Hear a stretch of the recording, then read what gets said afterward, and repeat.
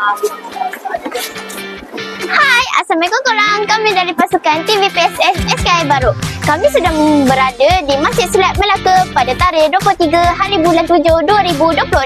Kami sedang mengikuti Karnival STEM Masjid di Hati. Mesti korang nak tahu kan apa yang ada kat karnival ni? Jom ikuti kami mengembara di Karnival STEM ini. Korang, jom.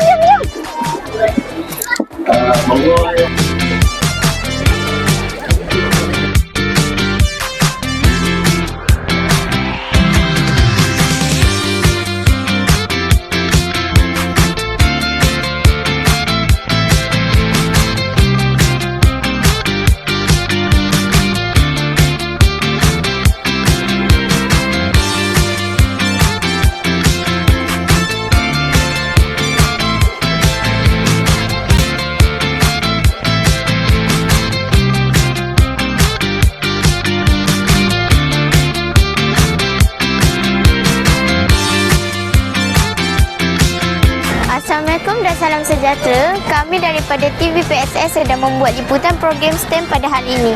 Boleh kami menemu ramah anda sebentar? Boleh. Nama awak siapa? Umur awak berapa dan awak dari sekolah mana? Okey, nama saya Iman Zaira. Umur saya 12 tahun dan saya sekolah di SK Teluk Mas. Nama saya Aunia Afika. Saya dari SK Teluk Mas. Umur saya 12 tahun. Nama saya Nur Azhar Safa binti Faris. Saya 11 tahun dan saya dari SK Teluk Mas.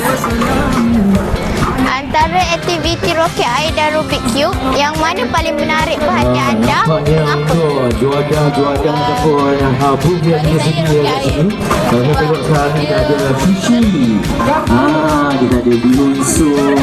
Kita ada juga cocok, kita ada kalimah. Banyak ni. Menariklah bagi saya dan saya rasa tidak ada ramen. So macam-macam ada sini. Kita ada kek juga. Nak makan kek pun ada kek. Nak minum. Pada pendapat anda, adakah program seperti ini dapat menarik minat orang ramai, khususnya golongan muda terhadap STEM? Pada pendapat saya, dia boleh menarik perhatian orang ramai lah. Selepas melawat program ini, apakah perkara yang paling memberi kesan kepada anda? kita kena cepat bersabar. Contoh dalam permainan paper plane, kalau dia tak dapat baling laju sangat, kita kena cuba lagi lah. Kena baling kuat-kuat lah. Contoh. Terima kasih kerana sudi berkongsi pandangan bersama kami. Semoga anda terus menikmati program STEM pada hari ini. Terima kasih. Assalamualaikum dan salam sejahtera. Kami dari TVPSS sedang membuat liputan program STEM pada hari ini. Boleh kami menemu ramah anda sebentar? Boleh. Nama awak siapa? Umur awak berapa dan awak dari sekolah mana? Nama saya Wani Hazira, umur saya 15 tahun dan dari SMK Nyalas.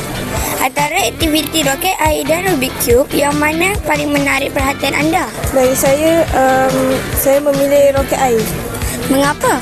kerana saya dapat mendapat ilmu yang baru untuk menerbangkan roket itu.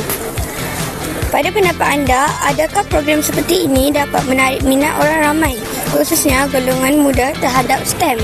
Ya, kerana kita dapat mempelajari tentang perkara-perkara yang kita tak tahu sebelum ni dan dapat mengambil pembelajaran yang baru. Selepas melawat program ini, apakah perkara yang paling memberi kesan kepada anda? Saya dapat mempelajari tentang yang baru dan saya tahu yang kalau kita yang terbaik di sekolah, tidak semestinya kita terbaik di sini. Terima kasih kerana sudi berkongsi pandangan bersama kami. Semoga anda terus menikmati program STEM pada hari ini. Terima kasih. Dah tahu kan apa yang ada dekat karnival ni? Best kan? Lain kali kalau karnival ni ada lagi, korang join lah. Terima kasih untuk tengok video ini sampai habis. Bye!